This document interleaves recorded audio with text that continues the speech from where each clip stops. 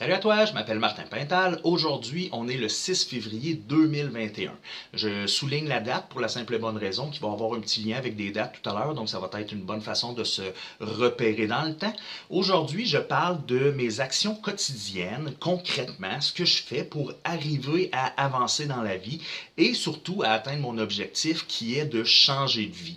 Je fais pas des vidéos à toutes les semaines sur le sujet parce que je me suis rendu compte que quand je donnais des objectifs trop précises, on dirait que je m'engage trop, puis là, ben, je fuis, puis ben, ça devient difficile à faire. Donc, ce que je fais à la place, c'est qu'à tous les jours, j'essaie de focusser sur faire quelque chose en direction de mon objectif. Donc, il y a beaucoup de choses que je peux faire. Pour trouver quoi faire, je pars de l'objectif et je découpe, je déconstruis et je recule dans le temps pour trouver qu'est-ce qu'il faut que je fasse pour arriver à ce résultat-là demain ou plus tard.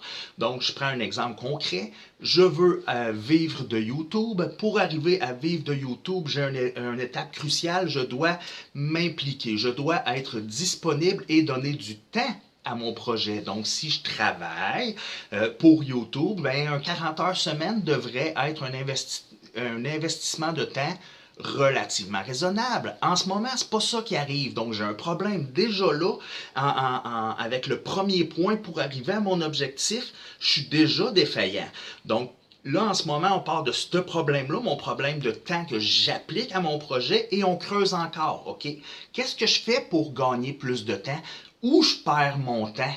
Ben, je perds mon temps à l'ordinateur, je perds mon temps en fumant du weed, je perds mon temps en brûlant le temps avec de la fuite. OK, donc qu'est-ce que je fais pour réduire ça?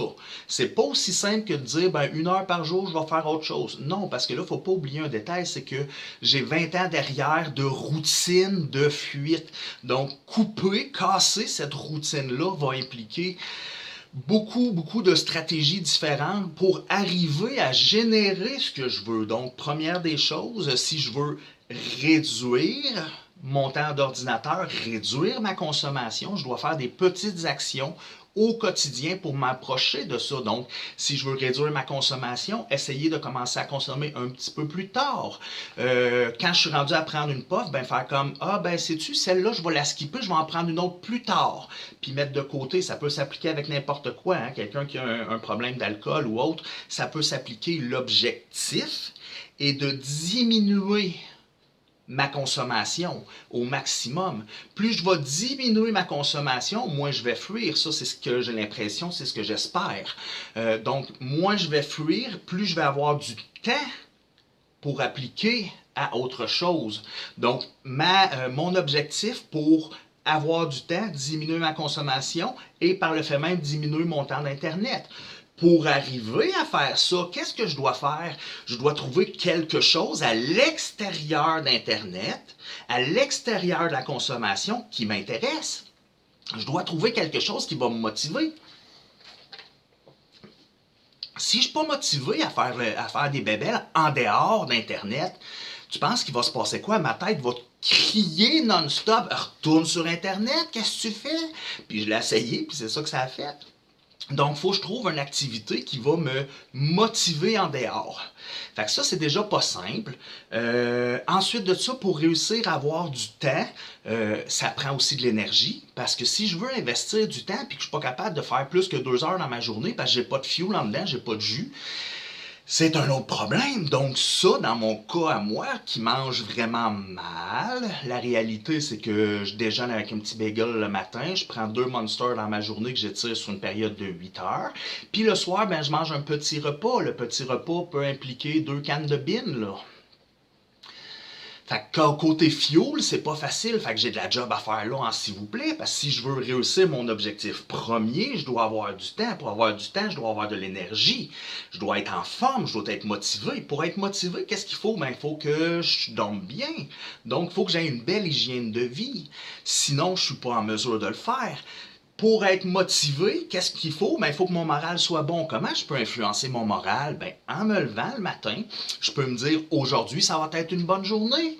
Avant qu'il se passe de quoi, avant que je me rende compte si je suis fatigué, marabout, peu importe, pour essayer de générer au niveau du subconscient une aide qui va venir pousser dans cette direction-là, d'avoir une bonne journée. Ça, c'est une chose que je peux faire.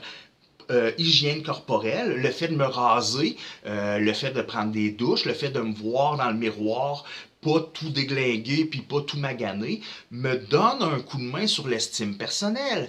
Donc, prendre ma douche, pas puer, pas être pouilleux, ben c'est déjà un bonne alternative encore pour atteindre mon objectif. Donc, c'est important de découper pour arriver à trouver. Donc, si je continue, là en ce moment, j'ai vu tout ça. Si je veux faire des activités à l'extérieur qui me motivent, ça me prendrait peut-être une liste d'idées. Il faudrait que je fasse des petites recherches. Qu'est-ce que j'aimerais faire? Il faudrait que je me questionne. Qu'est-ce qui m'amuse? Mais oui, mais tu fais 20 ans d'ordinateur, puis là, tu veux sortir de là, puis trouver de quoi qui va t'amuser. Bonne chance, le grand. OK, je comprends, mais on peut peut-être partir de ma réalité actuelle, puis découper, puis essayer de trouver quelque chose. Tiens donc, je me rends compte que j'aime ça faire des vidéos. OK. Les vidéos, c'est quoi? C'est-tu parce que t'aimes te voir la gueule à la TV? Non, je m'en fiche pas mal. OK, c'est quoi? Ben, je pense que le fait d'aider les autres, ça me motive, ça me nourrit. Le fait de extérioriser mon expérience m'aide aussi, hein, sais-tu, enseigner. Enseigner, c'est la bonne chose. Enseigner rassemble, si on veut, tous les points positifs que je fais quand je suis dans une vidéo, parce que j'ai vraiment l'impression d'enseigner. Si je regarde dans ma vie, ça s'applique aussi. Les gens qui m'ont suivi, les gens qui ont resté proches de moi, c'est tous des gens que j'ai considérés comme des élèves. C'est tous des gens que j'ai considérés que j'ai enseignés. Si je le vois pas comme un élève, j'ai de la misère à le garder près de moi. C'est un petit pattern que j'ai, mais écoute, on le sait que c'est ça. Donc, faire des vidéos est un bon moyen parce que pendant que je suis assis ici, je consomme pas. Habituellement, j'essaie de ne pas consommer avant de faire des vidéos pour justement être le plus alerte possible puis être le plus efficace possible dans mon discours.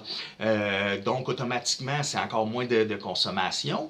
Ensuite, je vais faire du montage, je vais aller valider que tout est OK. Oui, je suis sur l'ordinateur, mais je ne suis pas sur des jeux vidéo. Tu sais, c'est casser la routine, sortir de ma zone de confort. C'est le terme qui est le meilleur. Sortir de la zone de confort. Je pense que plus je vais faire de petits mouvements au quotidien pour sortir de cette zone de confort-là, plus je vais être à l'aise à faire des pas dans cette direction-là. Donc, peu importe ce qui va arriver, ça va être beaucoup plus simple que de commencer à zéro. Donc, aujourd'hui, pour m'aider pour dans 1 an, 2 ans, 5 ans, 10 ans, je commence à immédiatement faire des pas en dehors de ma zone de confort. J'ai commencé à faire un casse-tête. Le casse-tête, c'est pas une activité qui me motive énormément, donc j'en fais peut-être une demi-heure à la fois. Par contre, quand je m'assis devant, ben, des fois, je reste là 45 minutes, puis c'est un temps où est-ce que je suis concentré à faire autre chose, que je suis pas devant la télé. Des fois, après 15 minutes, j'ai toutes les misères du monde à être là, mais je me dis au moins, Martin, t'as essayé. T'as essayé, donc je compte les victoires. Je focus sur ce que je fais de bien et non pas sur ce que je fais pas bien. Ça, c'est un gros helper pour réussir à faire quelque chose. Si tu commences à compter les fois que tu tombes, ben tu vas te rendre compte que tout est noir parce que ton focus général, ta tête, ton subconscient, voit que tu cherches le noir puis que tu focuses là-dessus. Donc, ce qu'il va faire, c'est qu'il va continuer à te nourrir dans cette direction-là, puis à te donner du stock pour rester dans cette ambiance-là. Parce que c'est ça le message que tu y envoies. Donc, pour avoir une chance de ne pas donner ce message-là à son cerveau et d'avoir un coup de main, il faut focuser plus sur du positif. Comment focuser sur du positif quand ça va pas bien? T'as-tu des chansons que t'aimes beaucoup? T'as-tu des chansons qui te rendent qui te réveille, qui t'énergise, les chansons, la musique va toujours avoir un impact sur notre humeur.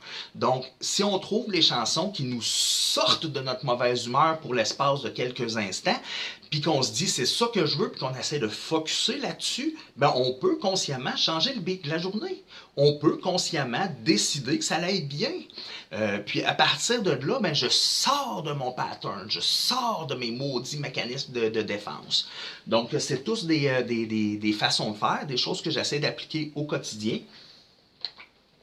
Désolé pour l'eau. Voilà. L'eau m'a dérangé un petit peu, encore une fois, je suis désolé. Voilà. Dans ce que j'ai fait depuis le début, et que je pense qu'il va falloir que je fasse de plus en plus, j'ai commencé à faire de la méditation. La méditation est, selon moi, la clé, la grosse clé de tous mes problèmes. Je m'explique.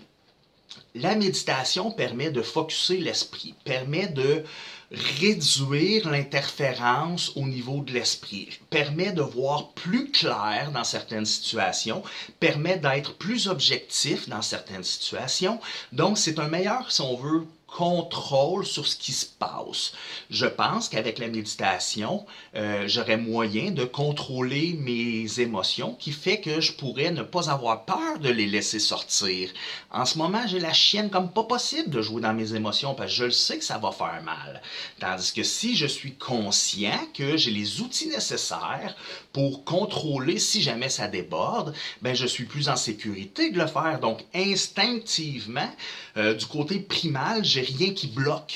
Parce que ma tête sait que ça va passer et que ça va être correct. Donc, ça, je pense que c'est un gros outil à aller chercher pour. Moi, je pense que c'est pour tout le monde, là, mais dans ma situation, c'est idéal. J'ai aussi entendu des entrevues qui parlaient que pour reconnecter avec ses émotions, il fallait reconnecter avec son corps. Depuis toujours, j'ai dit que j'ai abandonné mon corps et je l'ai laissé de côté. Donc, pour réussir à reconnecter avec mon corps, je suis entièrement d'accord avec l'information que j'ai reçue. Je crois effectivement que pour vivre les émotions, si je suis déconnecté de mon corps, ça va être dur de vivre les émotions. Donc, je dois commencer par me connecter à mon corps. Donc, pour ça, qu'est-ce que je peux faire au quotidien? Le yoga. Le yoga est une discipline qui va mixer un petit peu de, évidemment, la méditation, mais c'est aussi un fichu bon moyen pour connecter avec ton corps.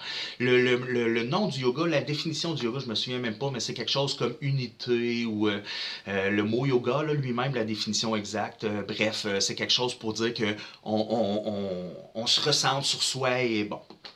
Donc voilà. Je pense que c'est deux euh, pas science, mais ces deux méthodes-là, c'est pas le terme que je cherche encore, mais c'est pas grave, ces deux méthodes-là ces deux pratiques-là vont être la clé.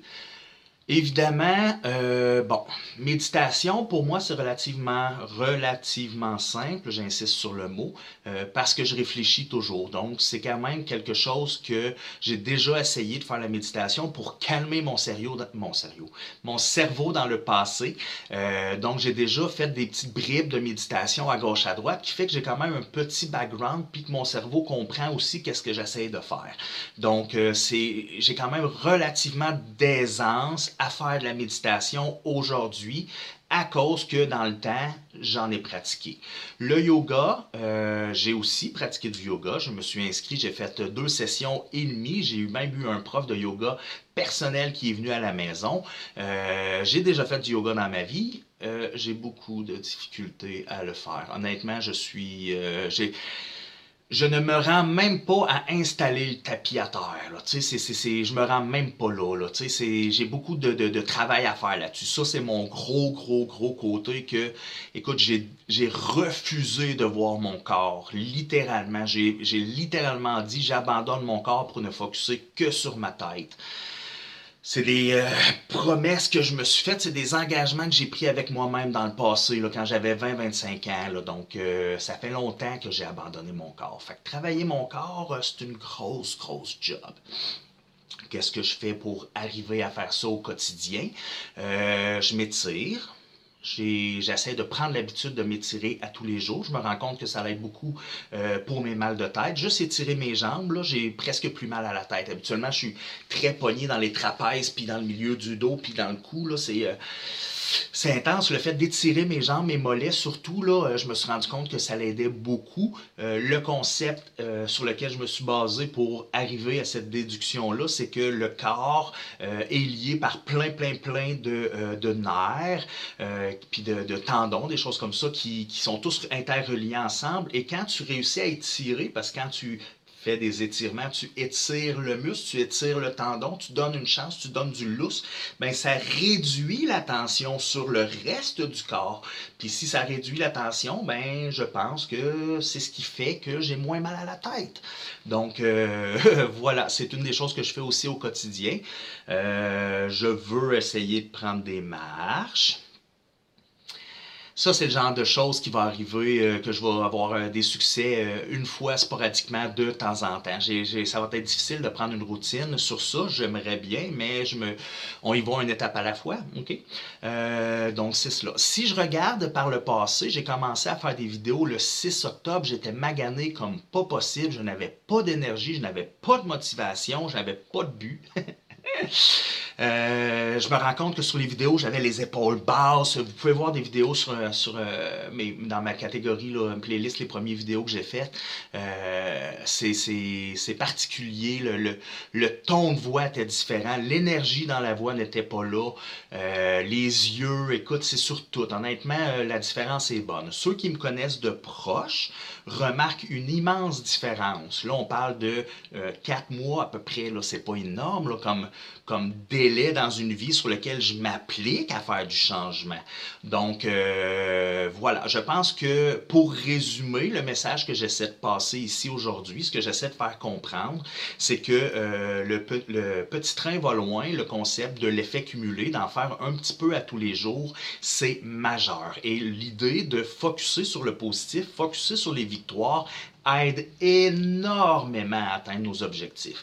Donc, c'est ce que je fais en ce moment. J'essaie de gagner des points, si on veut, à tous les jours dans mon projet. Donc, si je fais un vidéo, ben c'est un point, exemple. Si je fais une demi-heure de casse-tête, un autre point. J'essaie de me récompenser comme je peux, essayer de faire des scores. Une journée, je me dis, je pourrais peut-être battre mon record. Je suis à 4 aujourd'hui, là.